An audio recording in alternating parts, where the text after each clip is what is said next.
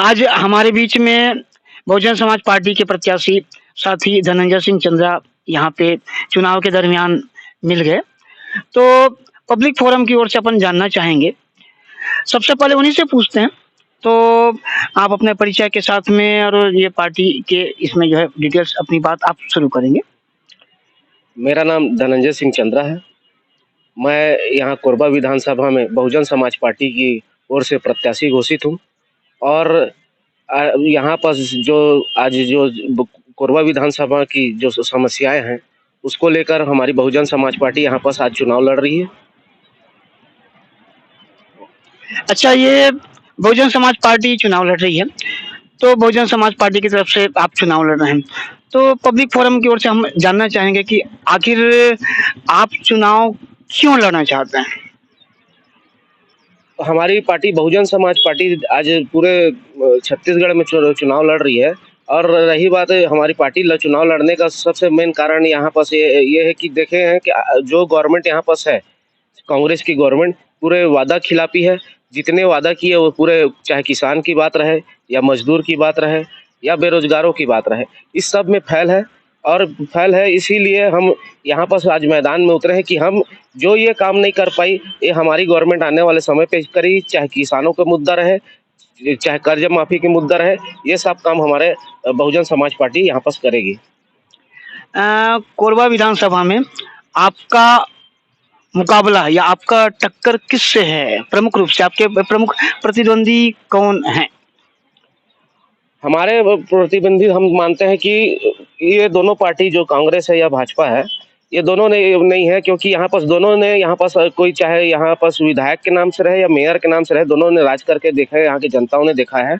और इसको मतलब जानने की भी कोशिश की है कि कैसे इन लोग अपनी मतलब स्वार्थ सिद्ध करने के लिए ही यहाँ पर मतलब विधानसभा में जीत के जाते हैं और पूरा स्वार्थ सिद्ध करते हैं।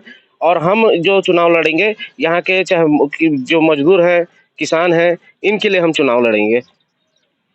कोरबा विधानसभा की जो प्रमुख समस्याएं हैं, तो उन समस्याओं को लेकर के आप और आपकी बहुजन समाज पार्टी किस नजरिए से देखती है और समाधान के संबंध में आपका अपना अनुभव शेयर करते हुए जरा बताएं। सर, सबसे पहला समस्याएं यहाँ पर है तो वो देखेंगे कि यहाँ पर बड़े पैमाने पे इंडस्ट्रियाँ हैं। इंडस्ट्री होने के बावजूद भी जो यहाँ के स्थानीय लोग हैं, स्थानीय मतलब जो यहाँ पर देखे होंगे कि जिनकी भूमि को यहाँ पर छीना गया है, वो यहाँ पर वो आज इस नौकरी से वंचित है। नौकरी से वंचित होने के कारण कारण कई प्रकार से शिक्षा से भी वंचित है, इस प्रकार से चिकित्सा से भी वंचित है। मतलब कई प्रकार की उनकी समस्याएं हैं जो ये इंडस्ट्री बेल्ट होने के कारण यहाँ के लोकलों को नहीं मिलती है। इसको हम जैसे ही जब हमारी गवर्नमेंट बनती है, इसमें तत्काल समाधान कर इनको तत्काल यहाँ पर प्रभावित करेंगे। ये हमारी बहुजन समाज पार्टी की सोच है। आप तो स्वयं बाल्कों के भारत एल्युमिनियम कंपनी से ऑलरेडी एल्युमिनियम उद्योग से जुड़े रहे हैं, तो वहाँ रोजगार और प्रदूषण के संबंध में तो काफी लोगों में शिकायतें रही, खासतौर से राखड़ के सवाल पे। और रोजगार ये तो प्रमुख मुद्दा रहा है, तो उसमें आपका अनुभव क्या कहता है? सर, बहुजन समाज पार्टी यहाँ पास जब ये राखड़ की मुद्दा आई तो हमने उसमें बड़े पैमाने पे यहाँ पास आंदोलन भी किया। आंदोलन के माध्यम से यहाँ के जो पर्यावरण विभाग है उनको भी सूचित करने की कोशिश की, और साथ ही साथ जो यहाँ पर से दिल्ली तक हमने लेटर लिखने का काम किया। और यहाँ जो जनताएं जो समस्या झेल रही पर्यावरण की, उनके साथ खड़े होने का हमने काम किया है बहुजन समाज पार्टी ने। और इसमें हम तो चाहते हैं कि हम जैसे ही जीत के आए तो सबसे पहले इसमें निराकरण करेंगे कि जो इनकी धर्राशाही चल रही है नहीं चलेगी।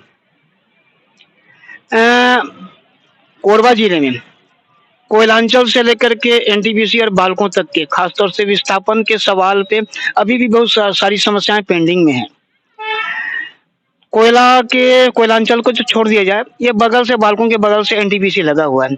लगभग 1650 एकड़ जमीनें एनटीपीसी ने भू विस्थापितों का अधिग्रहित करके रखा है। उसमें चारपारा के निवासी हैं ज्यादातर। उसमें हमारे भारतीय जनता पार्टी के प्रत्याशी भी हैं, लखनऊ देवांगन जी, वहाँ स्वयं के ये हैं, तो वो उनके खुद गांव का सवाल है। तो आप उसको किस ढंग से देखते हैं और आप उसके निराकरण के संबंध में आपके बहुजन समाज पार्टी की ओर से आप कैसा निराकरण चाहेंगे, बताएं प्लीज। सर, ये भू-स्थापितों का जो समस्या है, ये बड़े लंबे टाइम से है, ये तो अभी का है नहीं समस्या।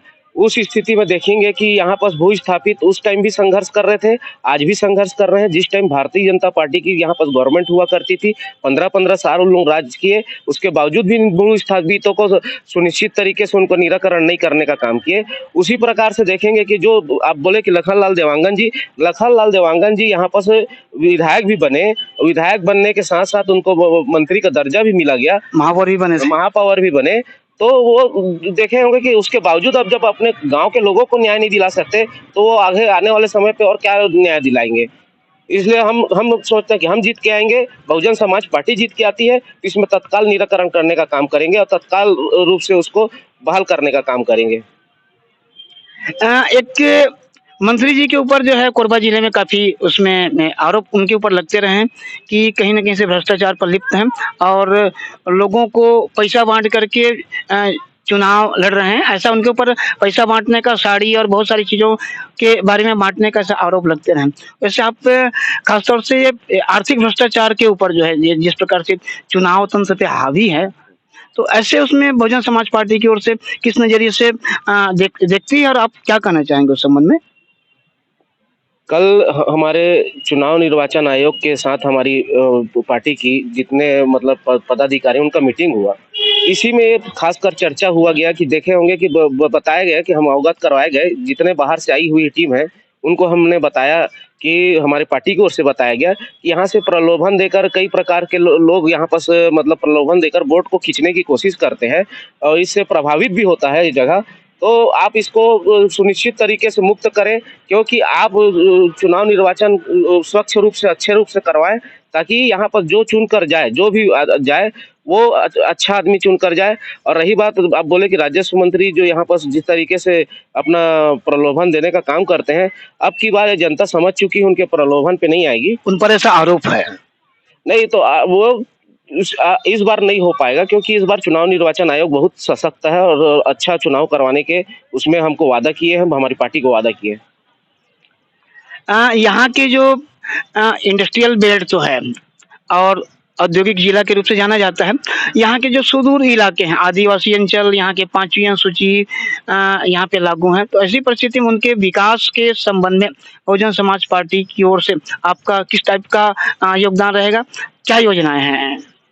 बहुजन समाज पार्टी जो 5वीं अनुसूची की बात किए हैं, उसमें बहुजन समाज पार्टी पहली पार्टी है जो 5वीं अनुसूची की बात लेकर रायपुर पे हमने घेराव किया था कि जहाँ-जहाँ 5वीं अनुसूची लागू है, वहाँ पास आप इसको लागू कीजिए। इसका समस्या इसको इसलिए बोला गया क्योंकि देखें कि बड़े पैमाने पर जो अदानी कंपनियाँ हैं, अदानी कंपनी है, वो जंगल झाड़ी को काट कर अपना उद्योग चलाने का कोशिश कर रहे थे। उसमें भी बहुजन समाज पार्टी हमारा आंदोलित हुई और वहाँ पर जाकर हमने मतलब विरोध दर्ज किए और साथ ही साथ यहाँ पास भी वो 5वीं अनुसूची जो कि आदिवासी बाहुल्य क्षेत्र है कोरबा, यहाँ भी 5वीं अनुसूची लागू हो। जैसे ही हमारी गवर्नमेंट आती है, हम तुरंत इसको लागू करेंगे। कांग्रेस सरकार ने एक नारा दिया था, गढ़बो नवा छत्तीसगढ़।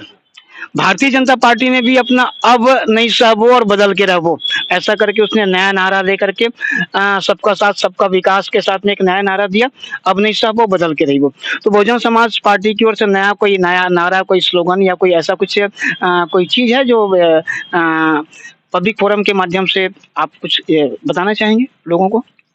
हम बताना चाहेंगे सर कि हमारा जो नारा है, सर्वजन हिताय सर्वजन सुखाय, ये हमारा कहना है, क्योंकि ये संविधान में समतामूलक समाज बनाने की बात की गई बाबा साहब ने। इसलिए हमारा नारा तो प्रमुख रूप से यही रहेगा कि समता, समानता और बंधुत्व भाईचारा को आगे बढ़ाना है, ये हमारा मेन नारा रहेगा।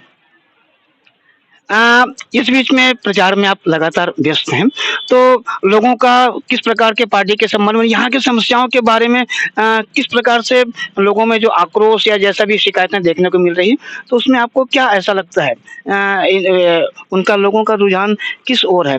क्या सोचते हैं लोग बाग? आपका अनुभव क्या है? हम चुनाव में उनके बीच जा रहे हैं, तो सबसे पहले तो बीच में जा रहे हैं तो उनकी समस्याएँ सुनने को भी मिलती है, क्योंकि हम प्रत्याशी हैं, वो हमसे पूछने की कोशिश करते हैं कि आप जीत के आएँगे तो क्या करेंगे सबसे पहले? तो हमने बताने का कोशिश किया कि सबसे पहला समस्या यहाँ देखें तो पर्यावरण से लेकर था और पर्यावरण के साथ-साथ बेरोज़गारी थी बड़े पैमाने पे। तो ये दोनों को हमने यहाँ पास आंका है और इसी को समस्याओं को लेकर हम बहुजन समाज पार्टी यहाँ पास आज कोरबा विधानसभा में उतरी है और ये जो समस्या है इसका तत्काल यदि हम जीत के आते हैं तत्काल निराकरण करने की कोशिश करेंगे। बहुजन समाज पार्टी महिलाओं के आरक्षण और राजनीति में महिलाओं की भागीदारी देने के सवाल पे क्या सोचती है? महिला आरक्षण की जो बिल आया उसका हम समर्थन करते हैं क्योंकि महिला आरक्षण होना चाहिए। क्यों उसमें भी महिला आरक्षण इस प्रकार से होना चाहिए जो नीचे तबके के लोग हैं उनको भी उसमें भागीदारी मिलनी चाहिए, चाहे एसटी रहे एससी रहे, इनको भी अपने मतलब वहाँ पास उपस्थिति होने की पूरा भागीदारी रहे, ये हमारा सोच है और इसमें हम पूरा समर्थन करते हैं। चलिए, हमारी ढेर सारी शुभकामनाएं और इसी तरह से चुनाव के दरमियान मिलते रहेंगे और बहुत अच्छा लगा। तो लीजिए, आज हमारे बीच में बहुजन समाज पार्टी के प्रत्याशी साथी धनंजय सिंह चंद्रा जी हमारे बीच रहे, उनसे हमारी बातचीत हुई है और हम इसी तरह से सारे प्रत्याशियों से मिलते रहेंगे चुनाव के दरमियान और उनसे उनका अनुभव पूछते रहेंगे कि चुनाव जीतने के बाद में उनकी क्या प्राथमिकताएं रहेंगी, चुनाव के दरमियान वो क्या-क्या महसूस करते हैं जनता के बीच और उनका क्या अपना अनुभव है। ये सब सारी बातें हम आपको समझाते रहेंगे, बताते रहेंगे और तो इसी तरह हमारे साथ बने रहिए पब्लिक फोरम के साथ। नमस्कार।